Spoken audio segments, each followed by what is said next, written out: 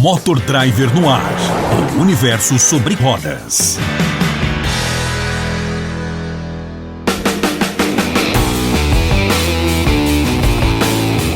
E essa daqui é a 14ª edição do nosso Motor Driver no ar. Tudo bem por aí? Muito prazer, eu sou Carlos Matos, nas redes sociais, @ocarlosmatos. E essa daqui é a 14ª edição deste podcast, onde a gente se junta para falar de carro de uma forma bastante conversada, nada de tecniquez, tudo para que você entenda o que está acontecendo no mercado e principalmente entenda também os carros que a gente fala por aqui de uma forma leve, um bate-papo efetivamente.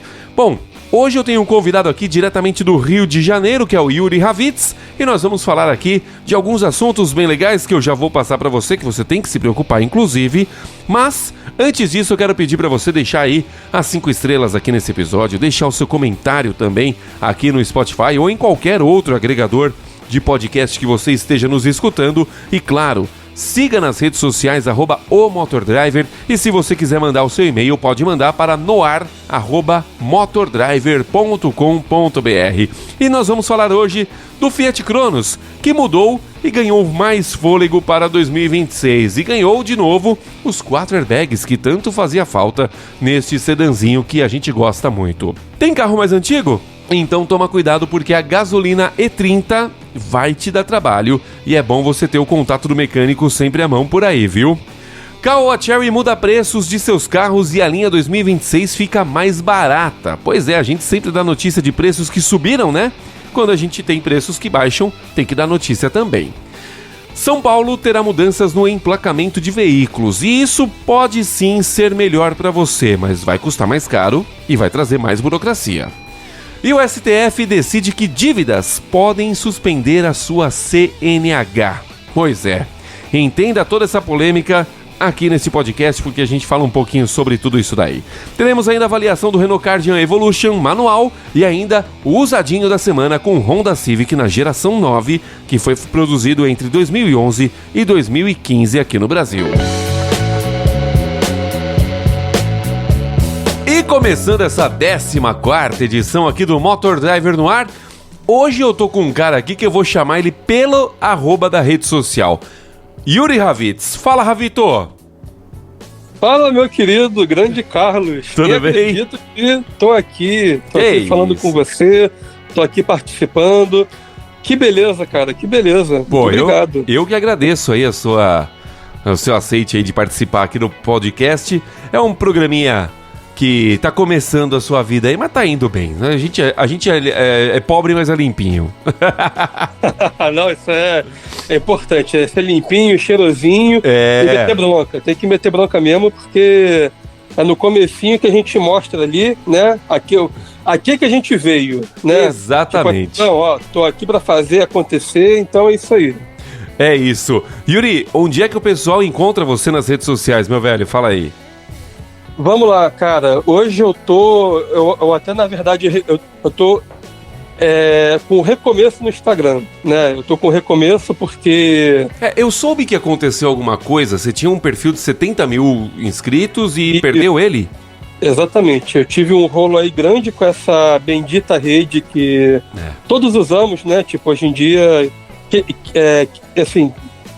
Quem não usa Instagram, né? É difícil falar de quem não usa. Então, eu tinha um perfil grande nele, antigo, inclusive, comecei em 2015.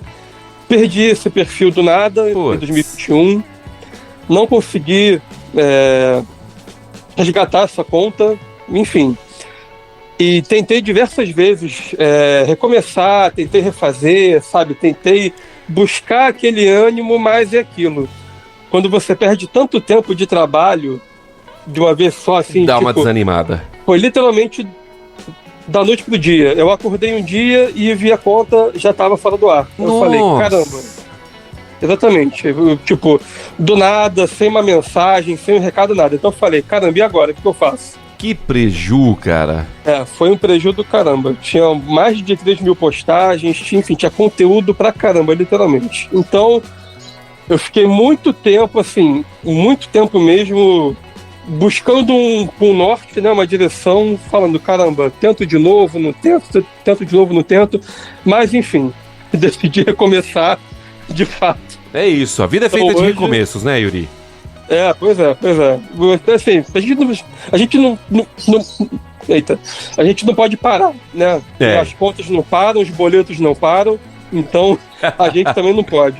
Isso é verdade. Então, fala aí, onde é que o pessoal te encontra? No Instagram, no YouTube, fala tudo. Cara, hoje no Instagram eu tô com um perfil novo chamado Autovits. É só jogar Autovits que você acha, ou Yuri Ravits também, né, que é meu nome. Sim. Eu tenho uma conta no LinkedIn também. E no LinkedIn, por que eu tô falando do LinkedIn? Porque ali eu sempre posto, assim, uns toques, sabe? Umas coisas, assim, umas visões que eu tenho de mercado, de produto. E acho que é bacana para quem tá começando. Legal. Tá querendo, assim, se aventurar nesse meio que a gente tá, né? Que é um meio cavernoso, vou falar a verdade. Ixi, nem fala. É um meio cavernoso. E quando a gente começa, assim, ninguém fala nada. Né? Ninguém conta pra gente o BO que é.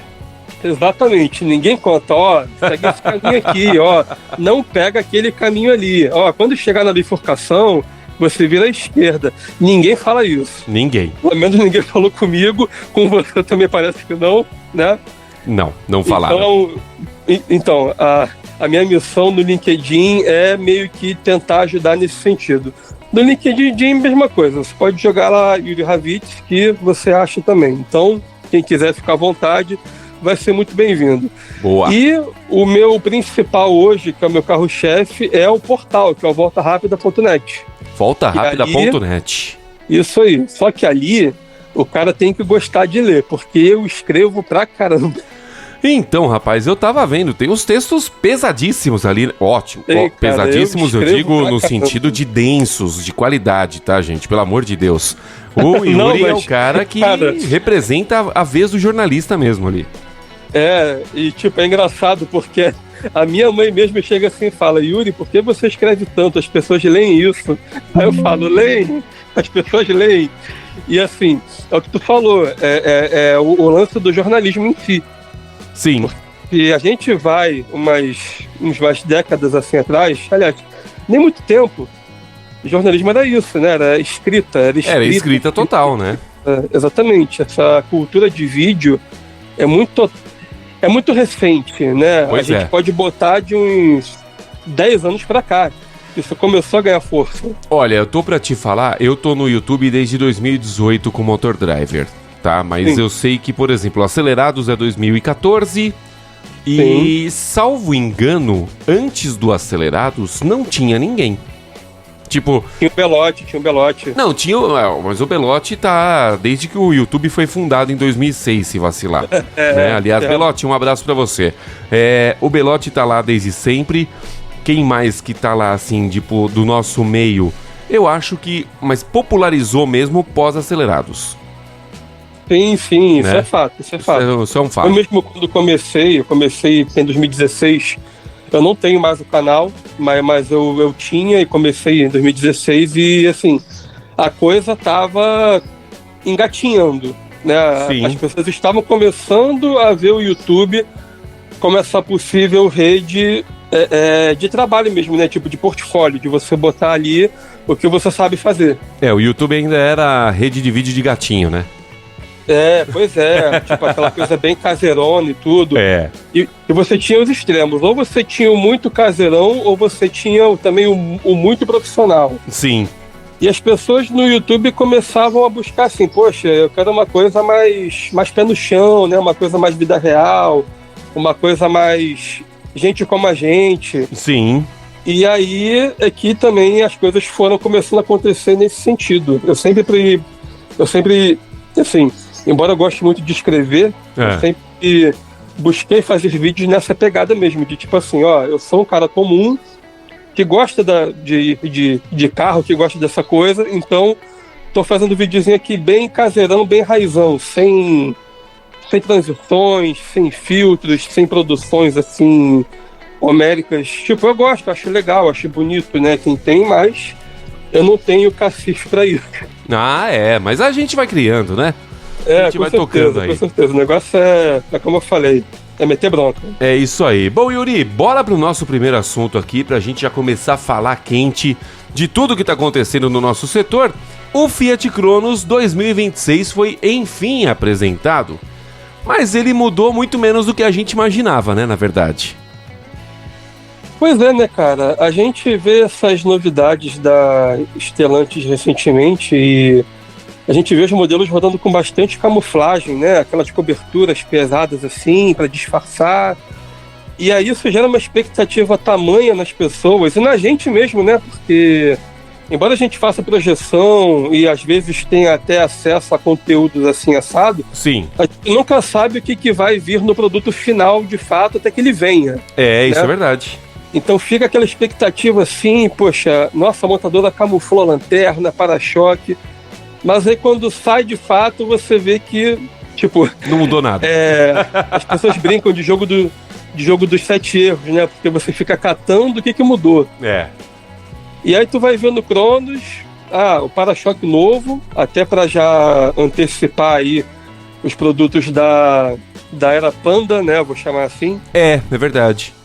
Mas aí você vai ver na traseira tem o extrator novo de para-choque, na dianteira tem, assim, até um bom acréscimo dos faróis em LED, que é uma coisa que as pessoas já pediam há tempos, né? Então, mas veio tarde demais, né? Com o carro quase morto já. Pois é, e outra coisa, a Fiat quando lançou aquele conceito do Argo Sting, que tinha os faróis em LED, sim, as pessoas ficaram perguntando, né? Poxa, quando que vem pro Argo de rua? Quando que vem pro Argo de produção? Aí veio o Pulse, veio o Fastback e o Argo, nada. Veio a estrada, só faltou vir o Mob com farol de LED e nada do Argo, né? Pois Exatamente. Bom, o que importa é que a linha 2026 eu ia falar 2016, olha só que relapso. 2026 do Fiat Cronos já foi apresentada e como o Yuri falou, né? Ele ganhou ali uma grade diferente do que ela é. Antigamente, até 2025, a grade ela tinha elementos horizontais e agora a grade é totalmente verticalizada. Inclusive aquela grade que fica debaixo ali da placa do Cronos. E ele trouxe também os novos faróis totalmente em LED, dianteiros, né, o conjunto Full LED, somente para a versão Precision, que fique claro, porque a versão 1.0 e a Drive não terão este recurso, e os faróis de neblina também em LED, além de novas rodas de liga leve. E um detalhe, né, Yuri, que a gente praticamente deixa passar batido nessa hora, né? O Cronos, enfim, trouxe o airbag lateral. Pois é, cara. Que na verdade retorna, né? Porque o antigo Precision já tinha airbags laterais, né? Aí, como perdeu a versão Precision, depois voltou com 1.3, ele voltou bem mais simplificado e agora o airbag lateral retorna para o carro. Pois é, isso é uma outra coisa também que as pessoas viviam pedindo, especialmente em vista da concorrência, que começou a se tornar o padrão, né? O mínimo dos 4 airbags e depois com 6. Sim. Diversos rivais aí já trazem 6 airbags em todas as versões. O Cronos demorou. E assim, eu sempre busco considerar algumas questões, por exemplo. Essa linha 26 chegou com os preços, não vamos dizer que são bons, né? Mas também eles não estão dos mais altos da categoria. O Cronos hoje se posiciona ali na faixa de entrada de sedã compacto, né? Ele fica bem distante de um Virtus, de um Fit, fica emparelhado ali com o Yaris, que também está em vias de ser descontinuado, né? Tá só aguardando aí o Yaris Cross, em definitivo, para tirar o sedã de vez. Ah, sim. Agora, o Cronos, assim, se posiciona numa faixa bem de acesso dessa categoria. Então, mas ainda assim, ele é um carro bastante competente. Você colocou aí a comparação com o Virtus, né? É óbvio que não dá pra gente comparar o Cronos com o Virtus, porque o Virtus, ele é um outro projeto, né? Com certeza. Né? Ele é maior até do que muito sedã médio do que a gente vê aí no mercado ainda hoje. Sim. Né? Por exemplo, ele tem mais espaço do que o Corolla. Tanto espaço de porta-mala quanto espaço de entre-eixos. Né? Sim. Mas a gente vê o Cronos, por exemplo, sendo ainda um grande player Eu custo a acreditar que alguém levanta numa segunda-feira chuvosa, acorda e fala assim, acho que eu vou até a Fiat comprar um Cronos. Eu custo acreditar nisso, mas em compensação, para as vendas diretas, o carro ainda bate um bolão, porque ele é muito competente, é um carro que não dá problema, Yuri. Sim, de fato, tipo, o último contato que eu tive com o Cronos, cara, faz um tempinho.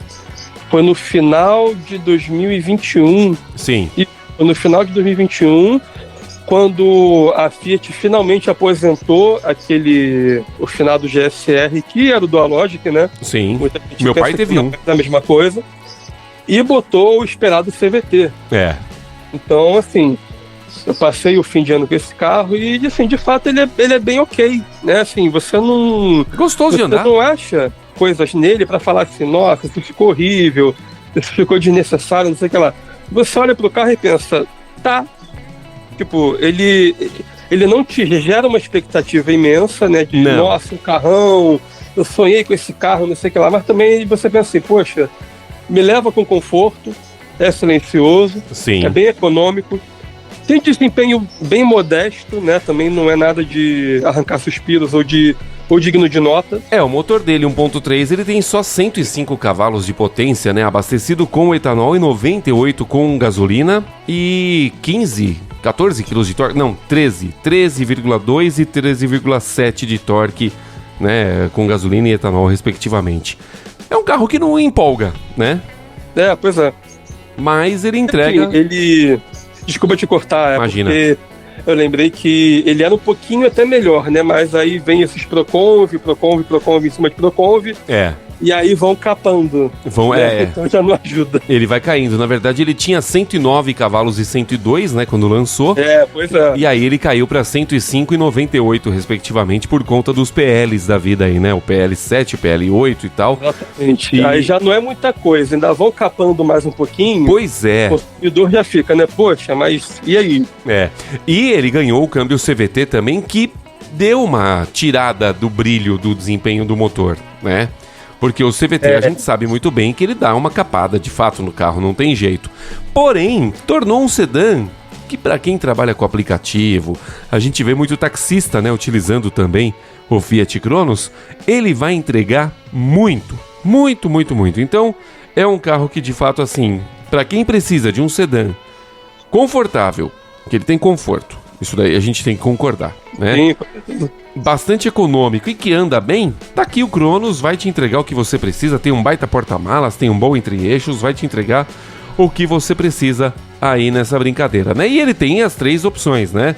1.0 manual, que é a versão Drive, e a 1.3 automática, que é Drive também, e... na Drive ele já traz também o farol Full LED, viu, Yuri? Sim. Já traz o farol Full LED, eu que falei que não. E ele traz a versão Precision, que, bom, a Precision, para quem conheceu a 1.8, conheceu, né? Pois é, tem um pouquinho de diferença aí, né? Pois é, o painel de 7 polegadas, com a tela TFT, agora ele ficou só com a tela monocromática mesmo, a do 1.0, enfim... Perdas que a gente tem que assumir e segue o baile, né? Porque, no final das contas, o carro até ficou com um preço bastante convidativo dentro do que a gente tem no mercado, tá, gente? Não tô falando que tá barato. Fiat Cronos Drive. Oi? Não, tipo, é isso mesmo. Até porque, quando o Cronos chegou, não existia Pulse nem Fastback. Não existia então, Pulse nem Fastback. Ele não tinha, tipo, com quem dividir a atenção. Sim. Né? Quando chegou essa dupla, a Fiat voltou os olhos para eles, até porque é o que vende hoje, né? Tipo, é o que o público quer. Nossa, vou ver o Pulsezinho, vou ver o Fastbackzinho, não sei o que lá, Paraná, tem o Abarth também, então é aquela história. Com esse crescimento de SUV, os sedãs foram, infelizmente, perdendo espaço. E aí, é isso. Isso é verdade. E aí, no final das contas, o preço dele fica com a versão Drive 1.0, 103.490, 1.3 automática, 112.990 e a Precision 1.3 automática também R$119.990, preços que, ok, você pode até falar, meu Deus, um Fiat Cronos, né, custando tudo isso. O meu pai, na época que comprou o dele, pagou 52, que foi o Nossa. GSR, era 1.3 GSR. Rapaz, 50 e poucos mil, nossa. Pagou 52, vendeu por 54, na mesma concessionária que comprou. Só pra você ter ideia como o mundo tava maluco já naquela época, né? Nossa, pô. É até engraçado de pensar isso. Pois hoje, é, né? não. Nossa, aquele carro já custou 50 e poucos mil, tipo. Mas é o que eu falo, né? Nos vídeos do YouTube eu faço questão de colocar preço e do mês que eu estou gravando o vídeo e tô dando preço. Sim, que... Cara, é uma máquina, uma cápsula do tempo. Sim, com certeza. É muito maluco, né? E é isso, então, Fiat Cronos já está disponível nas concessionárias aí para quem quiser ir conhecer. Em breve você vai ver no Motor Driver e também vai ver no Volta Rápida lá com o Yuri e todas as redes dele. Muito bom. Certo? Yuri, bora pro nosso próximo assunto, porque esse daqui interessa uma galera aí, principalmente quem tem carro antigo. E eu tenho um, hein? Então... Ah, é? Que carro que você tem? Pergunta... Desculpe a pergunta. Ah, rapaz, eu tenho um Escortzinho aqui, um Escort L, 1989, é mais velho do que eu. Um Escort L 89? 89. Que beleza, hein? Primeiro ano do MK4. É, então eu já vou te dar uma má notícia, viu?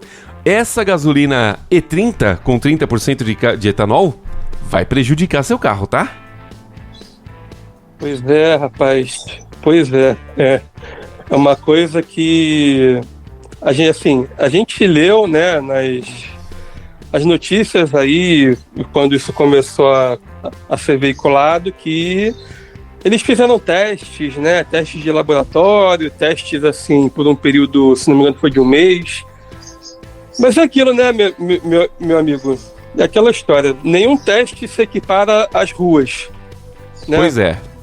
A gente cansa de ver isso, as marcas aí testam por quilômetros e quilômetros, por horas, por meses, por anos, até chegar o carro de fato à mão do consumidor.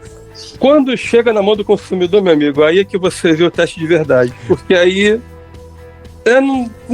não tem jeito, né? Tipo, não é um ambiente controlado, não é um piloto experiente, não são engenheiros que estão analisando. É a pessoa que não tem conhecimento, que tem os hábitos dela ali, os costumes de direção e tudo.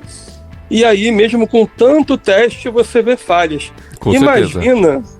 Falar de um combustível em carros usados aí, né, de anos de batida, de labuta, de manutenções às vezes negligenciadas, né? E as pessoas no geral não se atentam muito para isso ainda, né? Não é tanto da cultura do nosso povo cuidar do carro, é mais aquela coisa assim, começou a dar defeito, eu vou vender, né? Quantas vezes você já não ouviu isso, né? Começou a dar defeito, eu vou vender. Cansei de ouvir. Pesado, eu vou vender. É. Né? Aí você vê, a gente já vinha com uma gasolina já com 27,5%. Isso. Na Ford que melhorava um pouquinho para 25%. Sim. Mas também, né? 27,5% para 25%. Enfim. É. Agora já querem aumentar isso de novo. Quer dizer, como é que vai ficar isso com o tempo? Pois é. O projeto é que chegue até 35%, né? Pra quem não tá entendendo nada do que a gente tá falando, deixa eu só dar o contexto aqui. Acontece que o Brasil tá prestes a adotar uma nova etapa na evolução dos combustíveis. A introdução da gasolina E30 com 30% de etanol anidro na sua composição, tá? E testes foram feitos e a gente descobriu que motores modernos vão sim suportar até 35% com total tranquilidade, até porque são flex, tal, então muita coisa vai aceitar, né? Mesmo os motores monocombustíveis, usam gasolina. Porém, veículos carburados, como é o caso do Escort do meu querido Yuri Ravitz aqui, simplesmente vai sofrer. É isso, então, se você de repente tem um carro mais antigo, por exemplo, um carro no começo dos anos 2000 ali, a gasolina somente, este carro vai sofrer bastante com esse combustível com 30% de etanol, justamente porque o motor não está preparado para isso, né, Yuri? Exatamente, cara, e assim, eu ia até falar de um caso de um amigo meu que é colecionador, mas eu não vou nem chegar nesse ponto porque é uma pessoa que tem mais posses. Eu vou falar mesmo assim, do brasileiro, né? Do povo em si. Sim.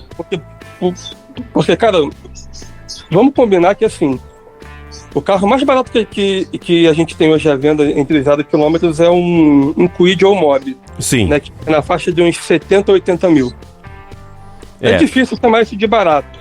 Então, o que muitas pessoas fazem? Vão pro usadinho, né? Pro usadinho, que é bem mais em conta e tudo mais. Só que aí você pega um usadinho desse, que o motor não é flex. Sim. Né? Você pega ali na faixa do quê? Dos 15 a 20 mil, é um valor bem razoável para você ter um carrinho hoje. Sim, né? sim. As pessoas podem comprar de fato. Aí o pobre, né? O coitado chega para abastecer o carrinho dele, que é só gasolina, mas a gasolina já está com 1/3 de etanol. 1/3 de etanol. 1/3 de etanol. E aí?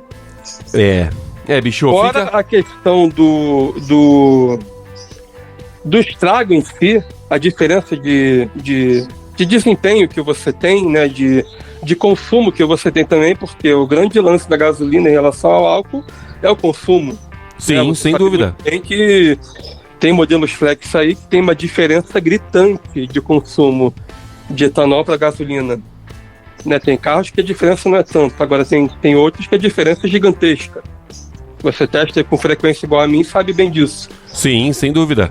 Agora imagina esse impacto num carro antigo, que, como eu falei, às vezes a manutenção não foi feita da melhor forma, né? Então, assim, por mais que a pessoa que comprou seja cuidadosa, talvez o antigo dono não tenha sido tanto.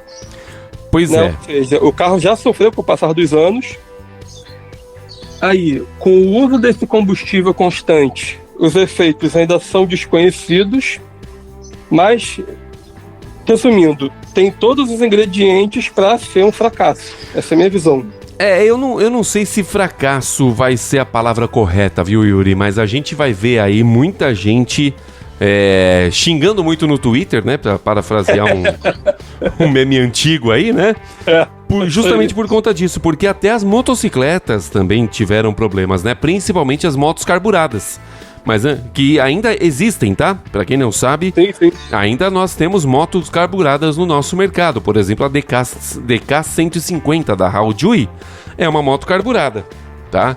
E aí você me fala, mas a moto não tem tecnologia? Não, ela tem tecnologia, é aí que tá. A moto, pra quem não sabe, a Haojui é da Suzuki, tá? É representada pela Suzuki aqui no Brasil. É uma moto que tem tecnologia, porém ainda utiliza carburador pra manter o preço baixo que ela tem hoje. Né, que é de 12, 13 mil reais, enfim. Só que essa moto vai sofrer na mão desse etanol, dessa gasolina E30, porque vai ser difícil de pegar, vai falhar enquanto estiver funcionando e, consequentemente, vai acabar consumindo muito mais, né? Exatamente, cara. Então, assim, eu particularmente sinto falta de mais testes. Eu não vou nem falar que sente falta de transparência dos critérios, mas eu vou dizer que sente falta de mais teste. Eu acho que tem coisa que só o tempo mostra. Eu também acho. Mas assim, eu acho que você falou que sente falta de mais testes. É óbvio que mais testes seriam muito interessantes de se ter. Mas eu acho que falta mais transparência, sabe? Porque ficou muito vago todas essas informações, né? Então assim, por exemplo... até o cara aqui do Instituto, né? Deixa eu pegar o nome dele aqui. Não é o Vinícius Lossaco, que era da mecânica, mas o consumo... o rapaz aqui, o Zabel, fala assim: o consumo volumétrico de etanol sempre será maior do que o consumo volumétrico de gasolina, pois o etanol representa uma densidade energética menor. Ok, até aí a gente concorda. 1 litro de etanol conta com menos de 30% de energia se comparado com 1 litro de gasolina em média. Perfeito, tá tudo certo. Só que, por outro lado, tá? O etanol ele tem característica de combustão diferente, então já fica totalmente, né, mudada a situação. E ele carrega naturalmente água, mesmo que ele seja anidro. E isso vai aumentar corrosão. para você que está em casa aí nos ouvindo, ou no carro, enfim, hoje os tanques de combustíveis dos carros, eles são totalmente em plástico, tá? Sim. O Escort do Yuri e tantos outros modelos tem tanque ainda de metal. E aí? Uma outra coisa também. Lembrando é importante ressaltar isso, lembrando sempre da questão que eu falei, em um carro que já está usado, que já está surrado e que já pode ter princípios de ferrugem e coisas parecidas em partes que a pessoa não vai nem tomar conhecimento. Não mesmo. A gente não tá falando de tipo um carro novinho e que tá todo íntegro e seladinho, que vai passar por isso. A gente está falando de um carro que já está surrado e que por isso pode sofrer muito mais os efeitos do que um carro mais novo. Exatamente. Ou seja, novamente a gente cai na questão dos testes, né, em circunstâncias, enfim.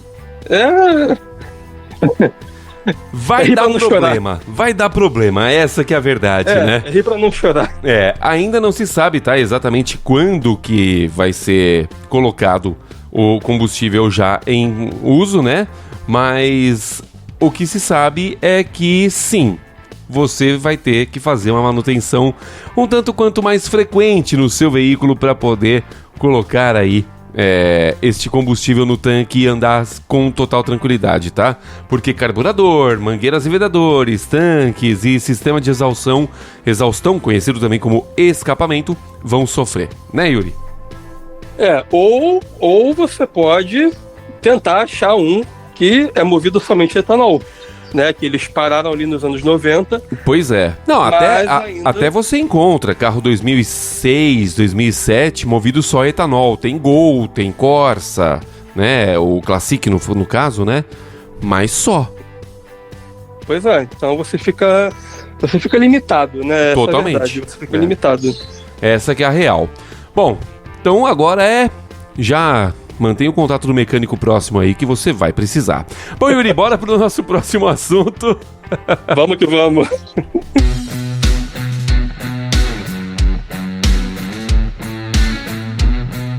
Deu a louca no gerente, hein, Yuri? Que loucura! Caoa Chery mal lançou 2 modelos novos aí e já reduziu o preço. O que uma concorrência não faz, né? Pois é, rapaz. Ó, pra você ter noção do que tá acontecendo, a Caoa Chery acaba de anunciar importantes mudanças no posicionamento de preços da família Tigo no Brasil, tá?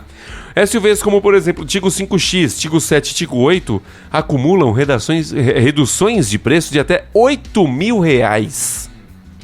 Cara, R$8.000 é uma grana, hein? R$8.000 é uma grana. Muitas vezes é aquilo que a gente fica chorando na hora de comprar, né? Pois é. Pô, você não consegue dar uma melhoradinha, não tem uma gordurinha pra tirar, não? E muitas vezes... Nem é isso. E eu não vou mentir, eu acredito até que a gente possa chegar numa concessionária Caoa Chery, mesmo tendo essa redução e conseguir coisa melhor, hein? Ah, sim, com certeza, com certeza. É o que eu falei, né? Tipo, nada como uma concorrência e tem a concorrência chegando, né?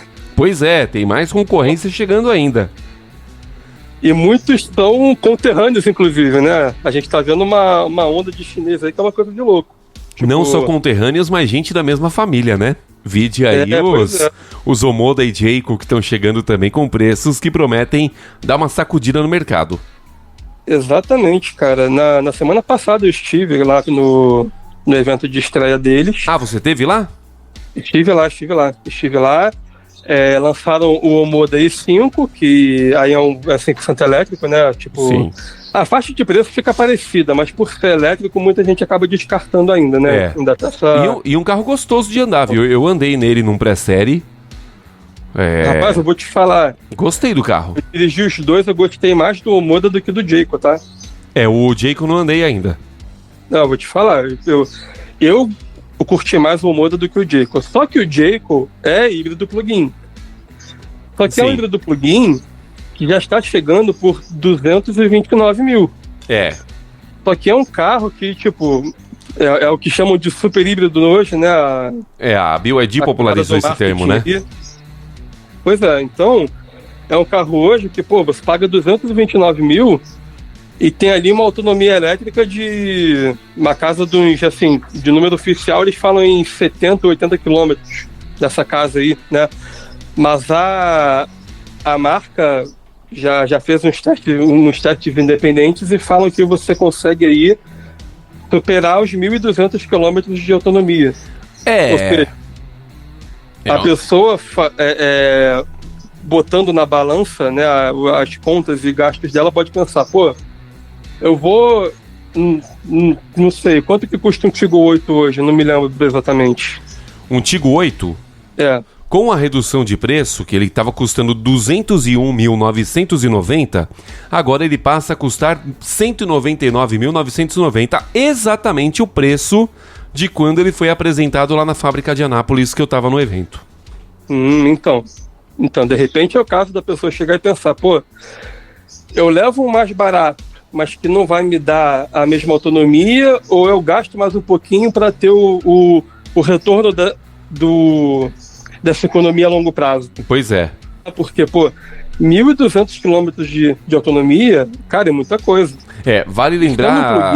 Vale lembrar, Yuri, que eu falei o preço do Tigo 8 Pro aqui, mas é o Pro não híbrido, tá? O híbrido não teve redução de preço. E o híbrido não é plug-in. O híbrido, né? Não, é plug-in. O híbrido é plug-in.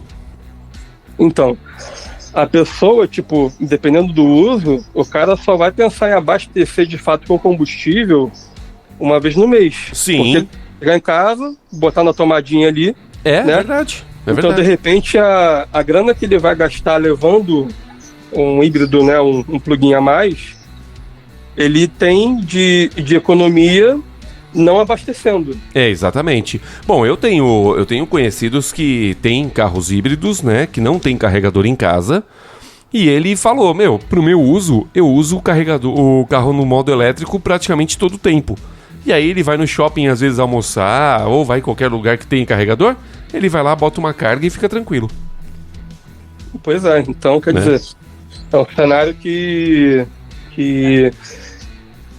tipo, eu não me lembro assim de nenhuma novidade, assim, eu vou usar o termo relevante, mas não é exatamente a palavra que eu queria, mas é assim, eu tô achando a Chery muito parada ultimamente.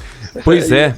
Eles apresentaram muita coisa de uma vez e agora eles estão sem o que apresentar. Exatamente isso. Era exatamente isso que eu queria dizer. Eles foram com muita fome, né, no pote, e aí queimaram muito cartucho e agora ficaram tipo, o que a gente faz? Né? Até porque, imagino que eles não esperavam essa onda de marcas novas chegando com os preços que estão chegando. Ah, esperavam sim. Eles sabiam que o Mold Jayco ia chegar em algum momento. Tá na mesma casa, Yuri. É óbvio que sabe. De fato, é verdade. Mas, de repente, eles não esperavam os preços. Sim, os preços talvez não. Cara, eu confesso que eu me surpreendi. Tipo, com o Omoda, nem tanto. Porque é o que eu falei, é elétrico e hoje, então, tem que ter um preço aceitável para as pessoas pensarem, senão descarta de cara.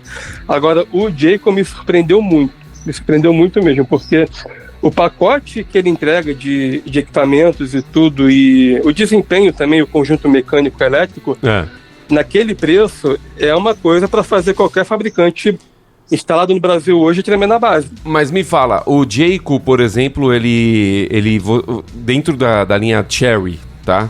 Ele se equipara a algum dos modelos?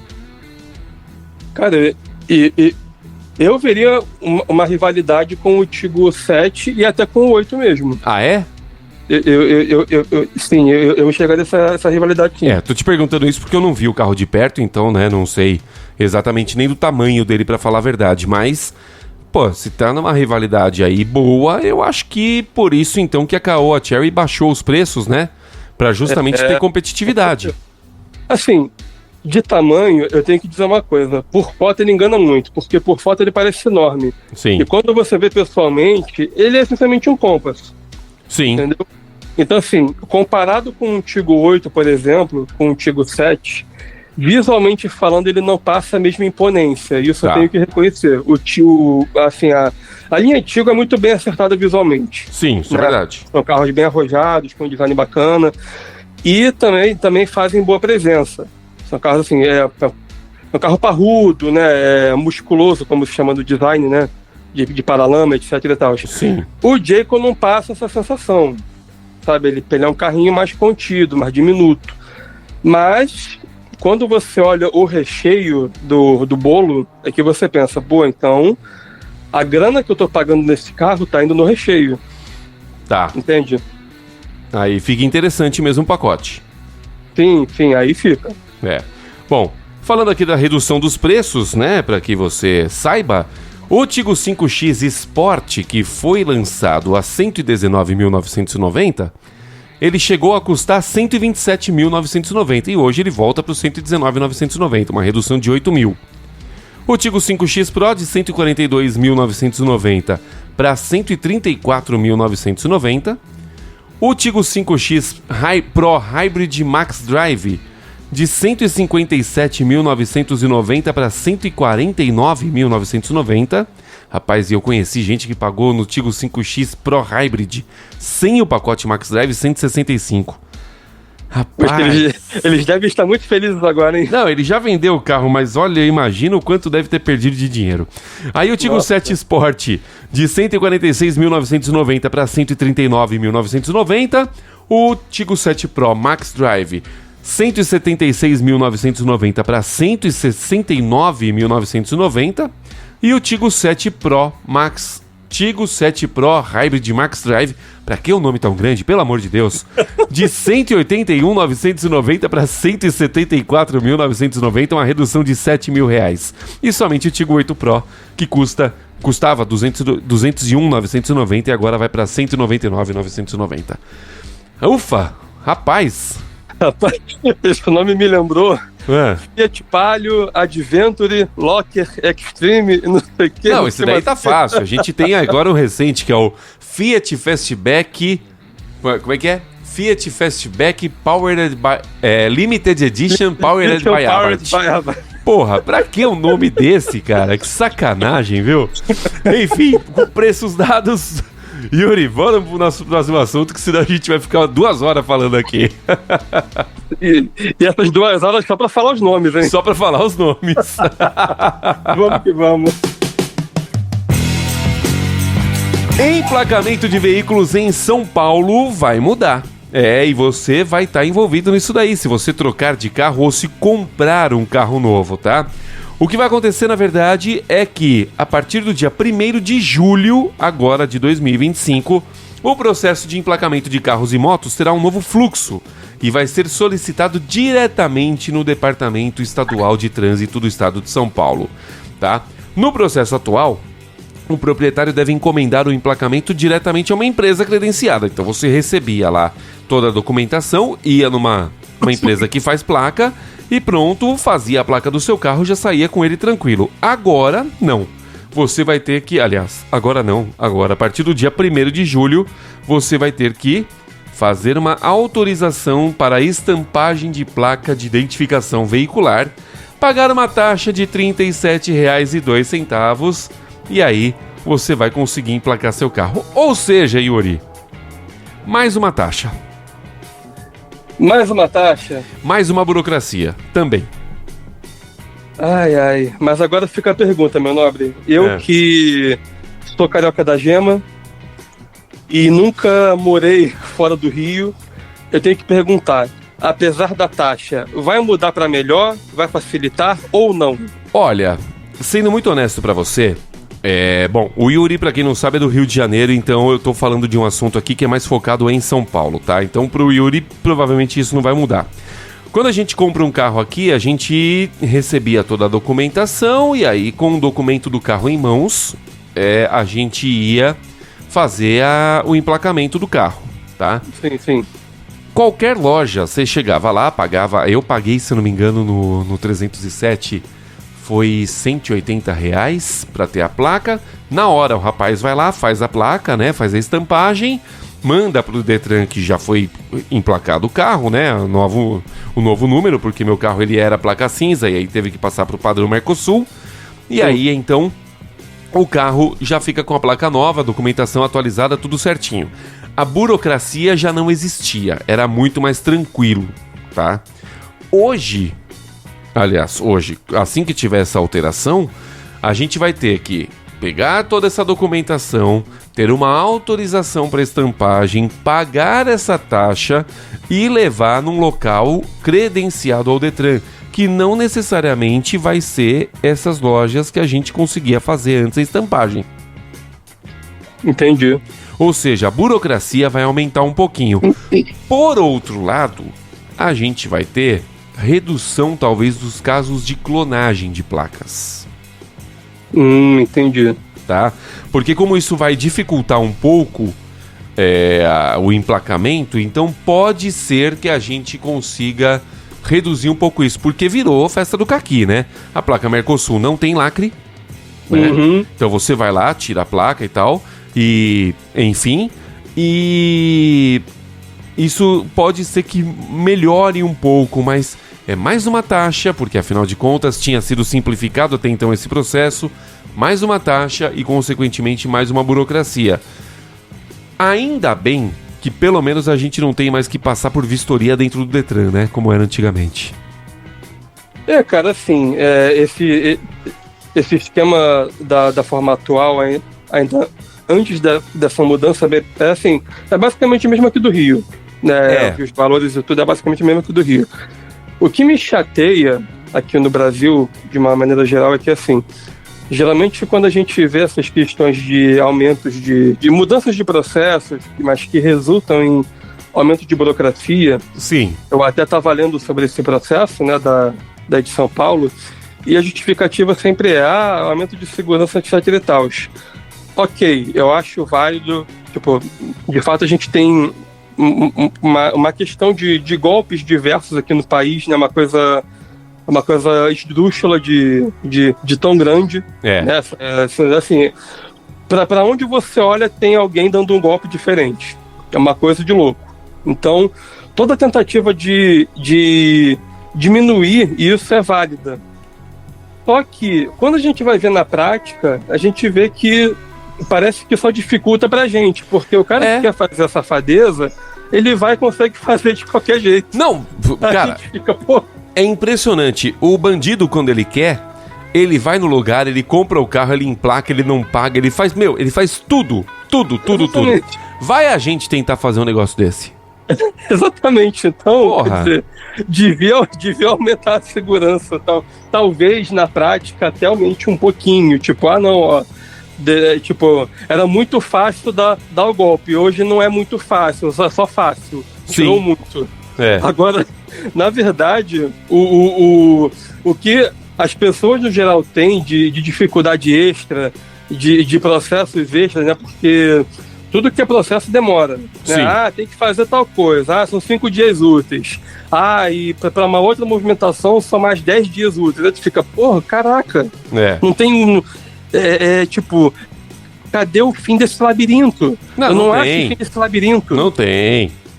Esquece. A luz no fim do túnel aqui no Brasil, ela simplesmente não existe. Cara, não então existe. Assim, não aprovado, não tá vigente ainda, né, mas... aprovado já tá. Que, de fato, né, melhore, como eles estão falando que vai. Aprovado já tá, né? Pois é. Mas a gente tem que agora esperar entrar em curso isso daí, né, pra funcionar. Sim. Ou seja, vai ser mais uma taxa que a gente vai pagar, mais uma burocracia que a gente vai ter que enfrentar. Ou seja, toda aquela facilitação que a gente tinha na hora de trocar, comprar, né, ou vender o carro, acaba que prejudica mais ainda, né? Agora, Yuri, o próximo assunto, esse daí vai derrubar a galera. Inadimplentes podem ter a CNH apreendida. E isso é uma decisão do STF. Você tá devendo no banco? Tá devendo em algum lugar? Tá? Então saiba que você pode ter o seu direito de dirigir totalmente retirado. Aí, a gente já vai chegar lá, mas eu só vou deixar uma pergunta no ar aqui. Algum advogado que queira comentar aqui no podcast. Não é anticonstitucional isso, não? Porque tá limitando o direito de ir e vir da pessoa? O que você acha, Yuri? Cara, eu penso da mesma forma, né? Eu acho que, tipo, é uma faca de dois gumes, porque, cara, é muito complicado essa questão de dívida. O que acontece, né? A gente paga muito caro em tudo nesse país. Sim. Né? É tudo muito caro. Algumas coisas você paga mais de uma vez para fazer a mesma coisa. Tipo, você comprou um carro. Você está pagando impostos por esse carro, mas no preço daquele carro ali, tem um monte de outros impostos que o fabricante já pagou também. Acontece que a gente ele não vai absorver aquilo ali. Né? Então, acontece que a gente tem um sócio em tudo que a gente faz que leva 50% de tudo e não produz nada, que é o governo. É isso aí. É isso, sabe? É isso aí. Então, é aquilo. Para você conseguir fazer as coisas com o mínimo de decência aqui, né? Eu quero ter um celularzinho melhor, eu quero ter um carrinho melhor, eu quero... né? Você vai e faz contas, é normal. Só que, às vezes, acontece imprevisto, né? Às vezes o chefe chega, passa no RH, tá? Né? Não, Aí benção. É isso. Não, às vezes acontece, e aí, né? Não, e aí que só no nosso, né? A verdade é essa, né? Tudo bem que o STF decidiu que a decisão não vai ser geral, mas ela vai valer para casos específicos de forma individualizada, tá? A Suprema Corte decidiu que a suspensão do direito de dirigir tem um caráter coercitivo, ou seja, é justamente para você ir lá e pagar a sua dívida mesmo, tá? Sim. Só que esse foi o ponto que mais gerou discussões, porque o relator do caso, o ministro Alexandre de Moraes, ele disse que a decisão não deve prejudicar o direito de ir e vir, porque não está apreendendo, por exemplo, a apreensão de passaporte e nem caçando exercício de atividade profissional. Porém, o ministro, com todo o respeito que devemos ao senhor, o que faz um taxista que estiver endividado? O que faz um motorista de aplicativo que estiver endividado e não poder dirigir? Sendo que às vezes é a única fonte de renda, e a gente viu isso na pandemia, né, Yuri? De muita gente na pandemia tendo que virar motorista de aplicativo para poder bancar as contas de casa. Nossa, com certeza. Inclusive, cara, eu vou te dar o meu exemplo mesmo, porque assim, a gente, embora não façamos transporte remunerado com nossos carros, sim, a gente depende da nossa CNH, porque ela, querendo ou não, é uma ferramenta de trabalho nossa. Não, então, justamente, se a gente ficar então nesse esquema aí, a gente tem que parar nossos canais e só escrever texto só, baseado em release. E outra coisa, tipo, eu tava escrevendo para um site no ano passado, e assim, tava tudo indo super bem, sabe? Feedback positivo, chefe gostando, tipo, não, mete bronca, tá show de bola, bacana. Pensei, bom, tá tudo certo. Comecei exatamente como eu falei antes, né? Comecei a tocar a vida, comprar coisinhas, fazer contas e beleza. Pensei, sim, porque tá tudo certo. Porque, tá tudo de certa forma, você tem uma segurança, né? Exatamente. Virou o ano, o chefe chegou. Pô, Yuri, tudo bom? A gente vai ter uns cortes aqui e como a parte automotiva não é o forte do nosso site, a gente vai te deixar em stand-by. Aí eu pensei, tá, né? Ok, tá bom, de repente pra frente melhora e volta, né? Só que até agora não voltou. Então, é aquela história. O que estava equilibrado, que estava certinho, começou a desequilibrar. Comecei a precisar de ajudas externas, né? Comecei a correr atrás aí de meios, né? De continuar tocando a vida. Mas vamos dizer que eu caísse nessa questão aí de cassação de CNH e tudo. Sim. Quer dizer, como é que ia ficar, né? Porque, como eu falei, eu nem posso mostrar que através da minha CNH é uma fonte de renda, porque eu não sou Uber e nem taxista, né? Não faço não faço transporte por aplicativo. Sim. Mas, de um certo modo, eu dependo da minha CNH, porque eu preciso dirigir carros, porque eu faço conteúdo, etc e tal. Mas esse entendimento pode ser muito subjetivo, né? Vamos dizer que ele cai na mão de alguém que não enxerga dessa forma e pensa, não tem a ver, você pede o CNH. Como é que eu fico, meu amigo? Como é que eu fico? Pois é. É complicado, cara, é complicado, né? Porque, ó, atualmente 70 milhões de brasileiros têm dívidas inscritas nos órgãos de crédito e a medida do STF não valerá, porém, para dívidas de valor irrisório. Tá, então, ó, fica tranquilo, você que deve R$500 no banco, não vai pegar sua CNH, tá? A não ser que você deva pro Nubank, né? Que você deve 1.000 e um ano depois eles vêm te cobrar 150 mil. Aí talvez eles vão então, te encher o saco nesse sentido, né? Mas aí a agiotagem também do Nubank, né? Enfim. Mas, não só do Nubank, né? De todos os bancos. Mas, é claro, eles não deixam especificados também, Yuri, qual que vai ser essa dívida? Vai ser pro cara que deve R$1.000 ou vai ser pro cara que deve milhões? Vai ser pro cara que deve 10 mil no banco porque pegou um empréstimo e não consegue pagar? Ou vai ser pro cara que tá devendo 100 mil na Receita Federal por causa de imposto que ele não declarou? Qual que vai ser? Né? Pra variar, como sempre no Brasil, a gente fica nessa situação de que a gente é lançado aos leões, mas a gente tá com venda, né? Porque ninguém explica direito também pra gente. Meu amigo, eu ia te perguntar isso. Eu cheguei a ler, né, sobre isso também, eu vi essa questão do valor irrisório. Mas a pergunta de $1 milhão: o que vai ser considerado como uma dívida irrisória? Pois é, né? O que vai ser considerado como uma dívida irrisória? Porque o roubo no Brasil, quando acontece, a gente já sabe que nunca é de forma irrisória, até porque são de milhões, bilhões, né? Sim. Mas e a dívida que a gente tem? Qual que vai ser, né? O que é irrisório? Pois é. Né? Tipo, se o cara chegar, não, ó, até R$100 é irrisório. Então, tipo, ó, se você deve R$5 pro tiozinho da venda da sua rua, tá tudo bem, você não vai ter a CNH, mas a partir disso vai. Tem que, né, tem que ser especificado, porque aí vira 2 pesos e 2 medidas. Olha, eu devo R$1.000 no banco e o Yuri deve 2.000. E aí, então, eu não perco a minha habilitação, mas o Yuri perde, porque, ele passou do limite aceitável. Não, peraí, né? Uhum. Cara, Brasil, né, meu amigo? Brasil.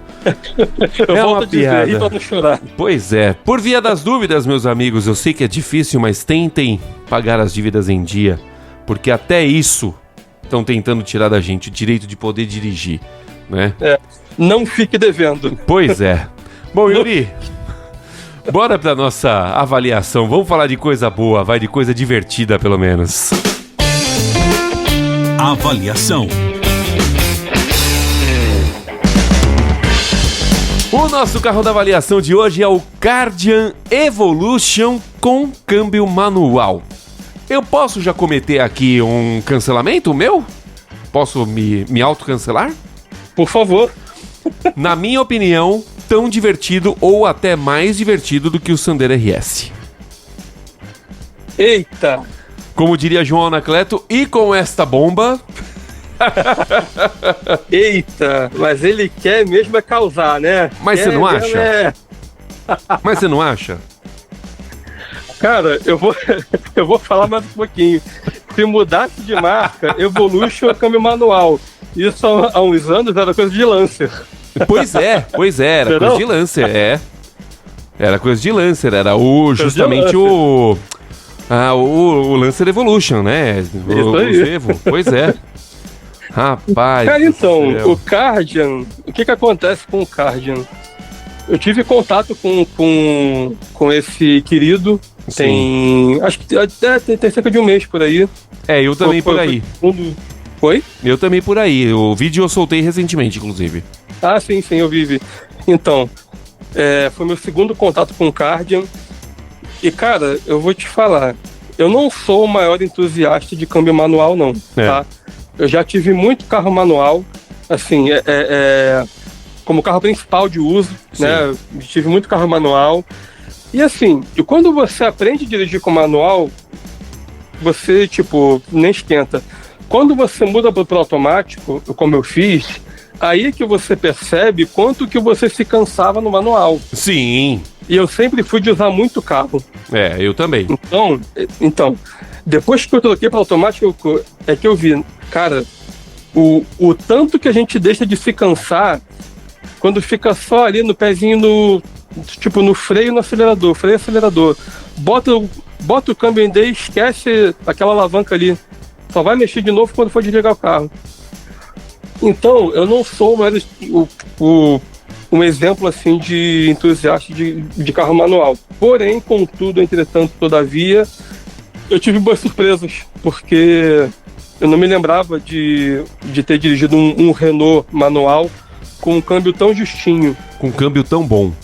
Isso, com um câmbio tão bom. E quando eu falo de justinho, eu falo mesmo, né, para as pessoas terem noção dos engates, sabe? Aquele engate preciso, tipo de Volkswagen. Sim. Aquele engate preciso, justinho, aquela alavanca que você não tem que fazer malabarismo para colocar na primeira, para segunda, não. É tudo ali na maciota, na mãozinha ali, papapá. É fácil, né? Cara, é muito bom, exatamente, é fácil, é simples. Então, assim, eu gostei por isso. O que me incomoda no Kardian só, e que eu acho que a Renault podia mexer, era a questão do motor. Por quê? O que acontece com o motor? Você pega esse 1.0 turbo, o TSI da Volks, o T200 da Stellantis, todos eles têm uma entrega de torque numa rotação bem baixa. Sim. Já no Kardian, não. No Kardian, ele vai acordar alto, né? Isso. Tipo, ele chega quase a parecer um carro aspirado. Por quê? No aspirado, você tem essa entrega de torque lá na faixa dos 4.000 giros, né? Que ele começa a entregar o torque máximo. No 1.0 do Kardian, o TCE, né? O TCE Flex, você tem essa entrega na gasolina com 2.500 giros e no etanol com 3.000 giros. Sim. Ou seja, é uma faixa de rotação mais alta. Então, assim, você não tem aquela força que você espera de 1.0 turbo em rotação mais baixa. Isso é verdade. Isso. Ele não tem aquele punch inicial, né? Quando você acelera o carro, ele já vai e te entrega tudo o que precisa. Na verdade, ele até... ele começa, quando você arranca, ele é 1.0 aspirado, né?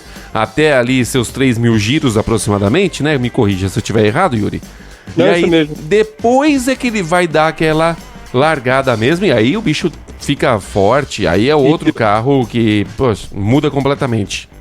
Isso aí, depois é que ele acorda e você lembra, tem uma turbina ali na frente. Sim. Pois é. Mas tipo, é isso. Agora, assim, também não é uma coisa que me deixaria, que me faria deixar comprar. Eu só mesmo, assim, eu sempre comento com as pessoas que eu acho o Kardian uma opção muito bacana, especialmente em relação ao Pulse. Eu não sou fã do Pulse. Agora as pessoas me relatam sempre esse receio quanto ao câmbio de dupla embreagem. Aí falam, poxa, que bom que lançaram manual, porque agora eu posso considerar um Kardian manual, porque eu não quero levar o DCT. Mas é aí que tá. A gente tem, óbvio, né? A gente tem a versão Evolution também do Kardian com o câmbio EDC. É EDC que eles chamam, né? Não é de dupla embreagem DCT. Não, é Fist and Dual Clutch, bagulho assim. Mas eles chamam de EDC, porque é o câmbio que... É o jeito que eles chamam o câmbio deles internamente na Renault. Né? E enfim. Mas o que eles falam é justamente que o câmbio Dual Clutch, o EDC, ele teve realmente problema. Mas foram 3 unidades. Sim, pois é. É muito diferente do que a gente viu acontecer, por exemplo, com o Power Shift. Sim, nossa. Né, que ficou ainda conhecido como Power Sheet. Não, aquele câmbio, né? Ó, a minha esposa, ela teve um Fiesta Power Shift e ela teve esse carro mais andando de guincho do que na rua. Meu Deus do céu. Pois é. Tanto que processou a Ford e ganhou. Caramba. Porque assim, ainda se a marca tivesse feito o que tinha que ser feito, que era, peraí, vamos lá, vamos resolver, tudo bem. Mas a Ford foi extremamente negligente com esse câmbio. E só no apagar das luzes é que eles resolveram fazer um recall para dar mais 10 anos de garantia. Né? E depois, logo depois, eles viram que a cagada que estavam fazendo, porque não tem outra palavra para descrever isso, e aí eles trocaram o câmbio pelo câmbio de 6 marchas, automático de conversor de torque. Mas aí já era muito tarde, né? Já era muito tarde, porque a marca já estava saindo do Brasil e tudo mais, né? Então, né? Então, assim, eu acho que hoje, quem tem medo de câmbio dual... eu ia falar do Power Shift, não. Quem tem medo de câmbio dual clutch, que é o câmbio de dupla embreagem, pode perder esse medo que tá tranquilo. Tá tranquilo porque o Kardian, ele tá realmente muito bem feito. Mas a gente tava falando da versão manual, Yuri. Agora, você acha da suspensão desse carro? O que você me fala? Chega junto do Sandero RS ou não? Rapaz, é boa. Mas eu não vou dizer que chega junto do RS, não. Não, do RS mas não lance chega. do RS é porque, assim, o que eu tive contato foi o Racing Spirit. E o Racing Spirit vem com pneu Michelin, né? Pilot Sport 4. Pilot Sport 4, exato. E isso aí é complicado porque o bicho gruda no chão. Não, ele vira um absurdo. Eu não sei se você teve oportunidade, mas teve um evento chamado Acelerados Fest, produzido pelo pessoal do Acelerados e da TSO. E esse evento aconteceu lá no Aras Tuiuti, não, minto, no Velocitar. No Autódromo Velocitar. Cara, que absurdo que foi andar de Sandero RS naquela pista. Nossa, imagino. Porque assim, como era um evento de imprensa e a gente foi levado pela Renault pra andar nos carros, então tava tudo muito permissivo, né? Nossa, que beleza. Eu não sou piloto, tá? Eu dou minhas pancadas. Também falar pancada parece que eu tô batendo o carro. Não tô. Né? Eu dou as minhas pilotadas por aí com coerência, né? Eu sou até um cara rápido, posso falar. Mas, meu amigo, pela primeira vez, eu acho que eu fiquei preocupado numa curva que eu fiz. Porque tem ali a curva 1 do Velocitar e a curva 2. No próprio Acelerados, o Rubinho tira o pé em alguns carros. Sim. Né? E aí o cara que tava do meu lado, ele só virou pra mim e falou assim: pode botar a terceira e crava o pé, vai embora. Caraca. Yuri do céu. Na hora que eu senti o carro começar a espalhar, eu falei, vai passar da zebra, fudeu. Não vou conseguir segurar. Meu, o carro simplesmente entra no trilho e volta a andar. Cara, que maravilhoso andar de Sandero RS no Velocitar foi. Justamente com esses pneus aí. Imagino, nossa.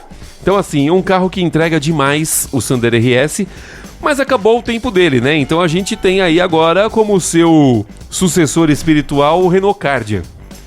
Bom, ruim? Não sei.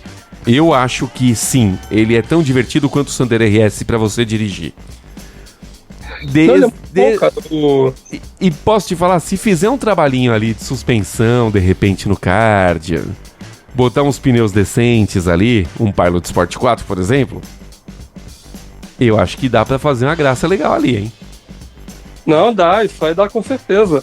A Renault tem uma tradição, de décadas aí com carrinho pequenininho divertido, né, Aqui no Brasil não, infelizmente. Agora, na casinha dela, né, na França, tem históricos aí de trocentos modelos da Renault que foram hatchzinhos e mega divertidos. E o Kardian, cara, vamos combinar. Eles chamam de SUV, mas não consigo ver um SUV quando olho pra ele. Não acontece que é o seguinte, pra vender carro hoje tem que ser SUV. Tem que chamar de SUV. Sabe, é capaz até da gente ver sedã logo sendo chamado de SUV porque tem que vender. Né? Eles tentaram, né? Eles tentaram com aquele Logan elevado com câmbio CVT, que durou pouquíssimo. O Logan CVT, exatamente, o Iconic. Né? Tentaram fazer, mas não colou. Cara, aquilo lá foi muito bizarro, meu Deus do céu. Foi muito bizarro. Mas enfim, pra quem procura um Renault Kardian com câmbio manual, o preço dele parte de R$ 112.690. Ele traz um motor turbo TCE de 125 cavalos de potência e 22,5 kgfm de torque. E eu vou te falar, é um carro pra lá de divertido, embora ele não tenha um sistema ADAS. É um carro muito competente ao que ele se propõe a fazer. E se você busca um manual, é uma boa escolha, porque os melhores câmbios manuais que nós temos no mercado hoje estão nas mãos de Volkswagen, Hyundai, Renault e Chevrolet. Isso aí. E outra coisa... Tem os Fiat e Citroën também, mas o C513 o pessoal não gosta. Eu gosto, mas o pessoal não gosta. Eu fico no meio do caminho. Eu não gosto nem desgosto. Pra mim é ok.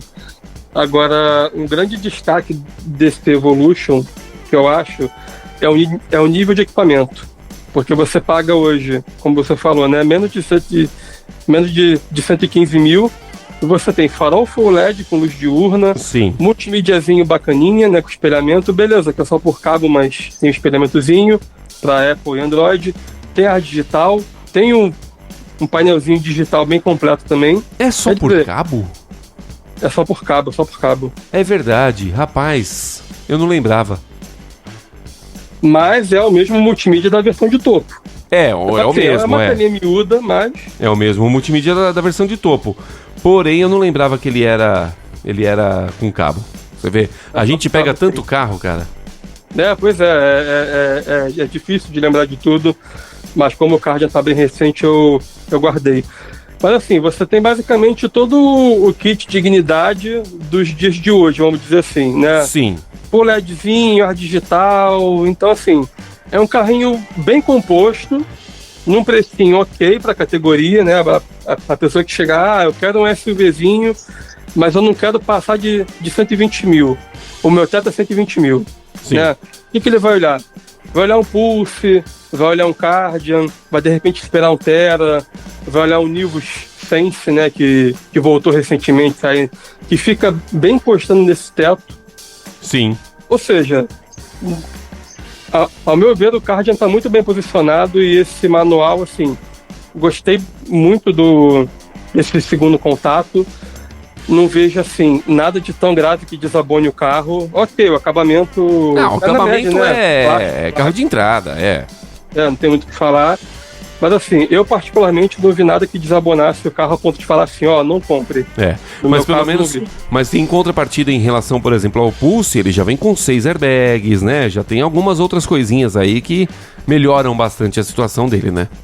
Sim, o espaço interno melhor também, porque o Pulse é um ovinho. E tem um porta-malas maior também. O Pulse é um Argo, né, Yuri? É o Argo de salto. É um Argo, é o Ar Gordão. Ar Gordão. É até difícil de falar essa palavra, mas ela é engraçada. Eu gosto dela. Nunca tinha ouvido. Muito bom. Pois é, cara, o Pulse realmente não é o meu alvo. Com exceção do Abarth, eu muito dificilmente pensaria em ter um Pulse. Eu só se fosse o Abarth. E ainda assim eu pularia com o Fastback, que eu acho mais legal. Pois é. Entre Pulse e Abarth, eu sempre falo. Melhor, entre Pulse e Abarth. Entre Pulse e Cardian, eu sempre falo, cara, olha o Cardian, você só não vai fechar o Cardian realmente se você não gostar. Se você falar assim, achei carro feio, que assim, beleza subjetiva, mas é essencial, né? Sim. Ninguém quer comprar um carro que ache feio. Exato. Mas, assim, se não for o caso, vai no Cardian, porque, assim, vai dar match. Vai dar match porque de fato o carro é muito bom. Agora, falando de outro carro muito bom, vamos pro nosso usadinho da semana, porque tem Civic. Esse é legal. Usadinho da semana. Esse é legal, pô. Civic é... Cara, o Civic dispensa apresentações, né? Dispensa. O que a gente vai falar especificamente aqui é da geração 9, tá? Modelo que foi produzido entre 2011, já como 2012, e 2015, já como 16, foi isso? Ou foi 16? Eu confesso que eu não sei dizer, eu não lembro agora, porque assim, o G10 começou a aparecer em 2016. 16, né? Então é isso. Então ele foi de 15, ele era 15 com o modelo 16. Isso aí. Exatamente isso. E aí, obviamente, ele teve também lá os seus 16, mas só no comecinho da safra ali, até sair o G10 de vez, né? Isso aí. Um carro sensacional. Embora muita gente critique o design dele porque ele foi meio... como é que eu posso dizer? Ele foi atiuzado. Ele virou tiozão em relação ao que era o G8, né? Que era o New Civic. O G8. Eu ia comentar isso. O G9 foi o carro que fez o povo subir o valor do G8.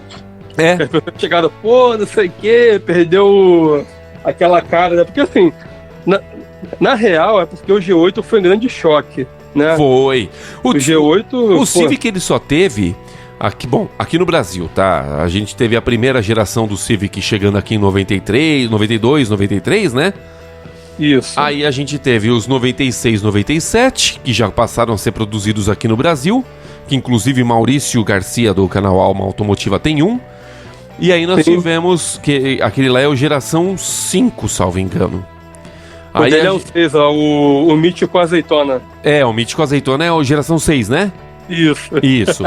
Aí a gente teve o Geração 7, que é o carro que inclusive eu tenho uma baita vontade de ter, só que aquele com facelift já, a frentinha Samurai. E aí a gente teve o G8, que foi o New Civic, e o G9, que é o pós-New Civic. O G8 foi o carro mais disruptivo no questão de design do mercado. Parou tudo, literalmente, né? E aí veio o G9 de novo com cara de tiozão, enquanto o Corolla despontava já com um design um pouquinho mais bonito. Um pouquinho mais esportivo. Pois é, mas cara, vou te falar uma coisa. Eu sei que tem essa diferença do G9 para o G8, mas assim, eu simpatizo muito com o G9, cara. Eu também. Simpatizo muito com o G9 porque assim, eu acho assim, é aquele tipo de carro que você não consegue achar defeito no visual. Tudo que você olha combina, tudo que você olha, tipo, devia estar ali. Acha sim. Acha assim o quê? Acha sim, aquela extensão da lanterna traseira que vai no porta-mala. Aquilo é horrível. Isso. E seria, na minha opinião, Yuri, a única coisa que eu tiraria desse carro. Sim, isso aí sim. Inclusive eu já vi, tem algum mercado que esse G9 era vendido, Estados Unidos, que a tampa vinha lisa.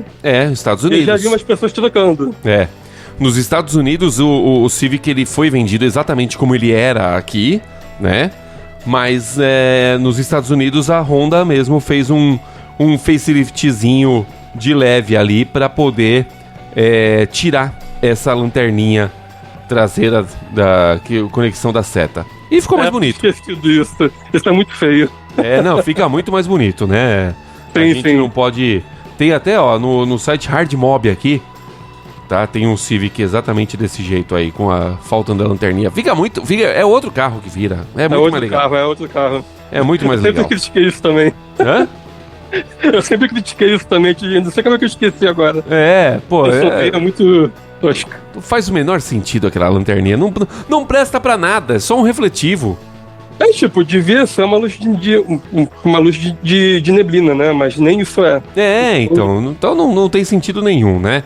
Um carro que não tem problema crônico, aliás, tem alguma coisinha, mas é coisa muito leve. Por exemplo, desgaste irregular de pneu, que pode... alinhamento, isso daí, gente. Isso daí não é problema crônico, né? Um carro que não tem problema de crônico, mas ele tem alguns cuidados. Você sabia, Yuri? Pra você ter um na garagem? Rapaz, eu gostaria de ter um, então... eu também. Me atualize. Eu também gostaria de ter um desse daí. Então, assim... Questão de câmbio automático, você tem que, obviamente, quando vai comprar um carro usado, verificar se ele não dá tranco, né? Pra engatar o drive, engatar a ré, essas coisas aí que é praxe, tá? Com certeza. Porém, se queimar um fusível da lâmpada de freio do Civic G9, ele bloqueia o câmbio, você não tira ele do pé. Que isso? Como assim? Só trocar o fusível. Só trocar o fusível. Como assim, cara? Pois é. É questão de segurança, né? Questão da segurança. O japonês foi lá e falou, não, ó, apagou a luz de freio por causa do fusível, trava o câmbio e o cara não sai enquanto ele não resolver. Eu acho que tá ok. Mas isso deve ter dado susto numa galera se queimou. Não, com certeza, nossa. Né? E o que deve ter tido de gente que por causa de um fusível pagou preço de câmbio novo. Nossa, facinho, caramba. Não quero quero nem ver isso daí, né? E claro, a questão do recall do airbag, né? Aqueles airbags mortais atacados. Isso aí é bacana. A linha Honda praticamente inteira, assim como o Toyota e por aí vai, todos eles têm que passar pelo recall. Ponto. Não há ninguém que faça não passar pelo recall. Sim. Agora, cara, essa do fusível me deixou chocado de verdade. Eu nunca tinha ouvido falar. Pois é. Caramba. Pois é, desculpa te dar esse susto. Não, eu acho interessante, mas... Caramba, cara. Coisa que não acontece na versão manual, tá? Sim. Que tiveram pouquíssimas. Assim, não tem ocorrências, né? Não tem relatos assim. Que eu saiba, não. Que eu saiba, Eu não. vi muito desse carro na rua e aquilo. Quanto mais se vende, mais a gente vê as histórias, né? E a gente, tipo, eu desconheço histórias negativas desse carro. Pois é, mas é um carro assim, que não tem problema crônico, é o famoso abriu a boca, vendeu e não desvaloriza. Não desvaloriza. Isso Pelo contrário. É bizarro. Ele é bizarro de como ele valoriza ao invés de desvalorizar. Para você ter ideia, a versão LXS 1.8 2012, a FIP dele é de 57.165, mas ninguém pede menos do que 60 mil nesse carro. Eu já vi. É. Quando eu fico passeando na internet para olhar, né? Uhum. E eu vi, tipo, os preços desse carro são bizarros. Parece que tipo, ele não sabe o que é perder valor. Não sabe, bizarro, não sabe. bizarro. Não tem noção do que é, né? Já a versão 2015, agora vamos pro extremo dela, vamos pra versão topo de linha, que é a versão EXR. EXR? Não, é a LXR, né? Antes do SI. Então nós temos aqui ele com um preço de 73.460 na FIP, mas é um carro que a média dele é sempre acima de 75. Cara, que é muito bizarro, né, cara? E, tipo, vai fazer 10 anos de mercado, né? 10 Esses últimos modelos já vão fazer 10 anos de mercado. E você não encontra esse carro com menos de 100 mil quilômetros rodados. Pois é muito doido. Cara, agora me veio uma dúvida, não sei se você vai lembrar. A Honda chegou a vender o FI dessa geração aqui oficialmente, não vendeu? Do 9? Chegou, né? Chegou, é a versão 2.4, que o Lucas Torres tem um, inclusive. Isso, mas é que é dificílimo de ver, né? Dificílimo de ver. É a versão 2.4, o último Civic SI aspirado do mercado. Aí depois veio o G10, que foi já com motor turbo. Já foi o turbo.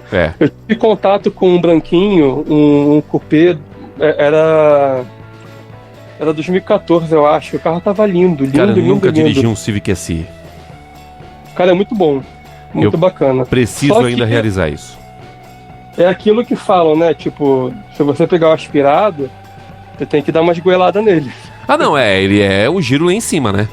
Tem que dar uma esgoelada, senão você não vê a graça da SI, não. Tanto que muita gente de Civic SI tomou pau de Up TSI porque não sabia que o carro tinha que estar com um giro alto, né? Não conhecia a tocada do carro. Exatamente, né? Rapaz, tu fez esse comentário aí, tu vai tacar fogo no parquinho agora geral, hein? Mas a ideia é essa. Outro dia eu vi um Up aí, respeita a tampa preta. Respeita a tampa preta é meu ovo. Tá de brincadeira. Respeita a tampa preta. É 1.0 turbo, Yuri. 1.0 turbo. Eu acho que eu tô precisando desestressar um pouco. Mas isso aí, cara. Isso aí é aquela coisa, o efeito psicológico. O cara que nunca andou no turbinado, quando anda, meu amigo, nossa. Pois é. Pô, eu sei porque eu passei por isso na pele. O primeiro carro turbo que eu tive foi um Polinho. 1.0 turbo. Sim. Meu irmão, quando eu peguei aquilo, eu falei, nossa, outro mundo, outro patamar. Eu tava acostumado com no máximo 1.6. Sim. Né? Pô, peguei 1.0 turbo, nossa. Eu quase virei o emocionado também. Pois é, mas você sabe que essa semana, até um bastidor interessante, eu tava com o... Na semana passada, na verdade, eu tava de Peugeot 2008 Active, a versão de entrada com câmbio, o CVT e motor 1.0 turbo, né? Sim. E aí eu pedi pra minha esposa, eu tinha que fazer uma troca de moto, e eu pedi pra minha esposa, falei, amor, pega o carro pra mim, leva até a TSO, troca o Peugeot 2008 pelo Basalt 1.0 manual. Ixi. Rapaz, essa mulher chegou aqui em casa, que eu achei que eu ia dormir na casa do cachorro, velho. Esse carro não anda, eu descobri o que é delay de acelerador. Brava, meu irmão. Olha, ali eu vi o que é a revolta de uma mulher. Ali eu vi. Eu falei, vou dormir na rua hoje, certeza.